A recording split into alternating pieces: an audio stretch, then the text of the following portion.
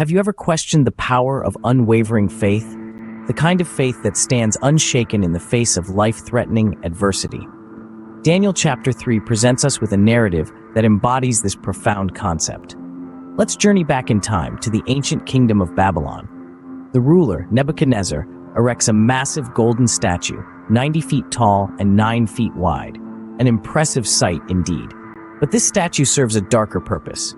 Nebuchadnezzar decrees, "To you it is commanded, O peoples, nations, and languages, that at the time you hear the sound of the horn, flute, harp, lyre, and psaltery, in symphony with all kinds of music, you shall fall down and worship the gold image that King Nebuchadnezzar has set up. And whoever does not fall down and worship shall be cast immediately into the midst of a burning fiery furnace." In the midst of this, 3 Hebrew men, Shadrach, Meshach, and Abednego, stand their ground. As officials in Nebuchadnezzar's court, they find themselves in a perilous situation. They must choose between their faith in the God of Israel and the king's command. They refuse to bow down, risking the wrath of the most powerful man in the kingdom. Word of their defiance reaches the king, who, furious, confronts them. Nebuchadnezzar spoke, saying to them, "Is it true, Shadrach, Meshach, and Abednego, that you do not serve my gods or worship the gold image which I have set up?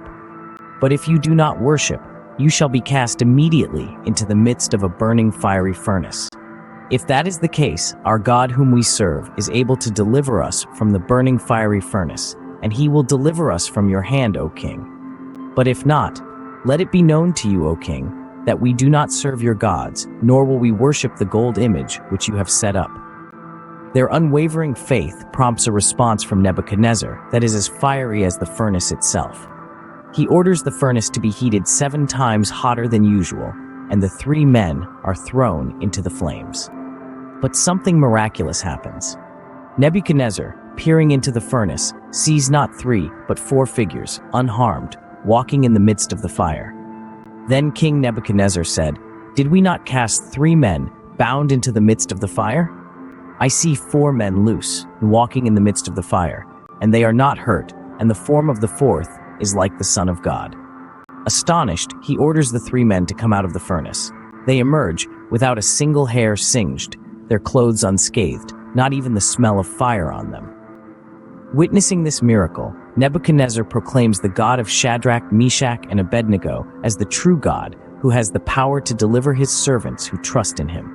He decrees that any people, nation, or language which speaks anything amiss against the God of Shadrach, Meshach, and Abednego shall be cut in pieces, and their houses shall be made an ash heap, for there is no other God who can rescue in this way. Shadrach, Meshach, and Abednego's unwavering faith in God's sovereignty and their refusal to compromise their beliefs, even under threat of death, serve as an inspiring example of steadfastness in the face of adversity. Despite the immense pressure to conform to the king's decree, the 3 young men remained resolute in their commitment to worshiping God alone, demonstrating extraordinary courage in the midst of opposition. As a result of their faithfulness, God miraculously intervened to protect Shadrach, Meshach, and Abednego from the fiery furnace, demonstrating his power to deliver his people in times of trouble. The story of Shadrach, Meshach, and Abednego challenges believers to stand firm in their faith, even when faced with opposition or persecution, trusting in God's faithfulness to sustain and deliver them. Shadrach, Meshach, and Abednego's unwavering faith in God's sovereignty and their refusal to compromise their beliefs, even under threat of death, serve as an inspiring example of steadfastness in the face of adversity.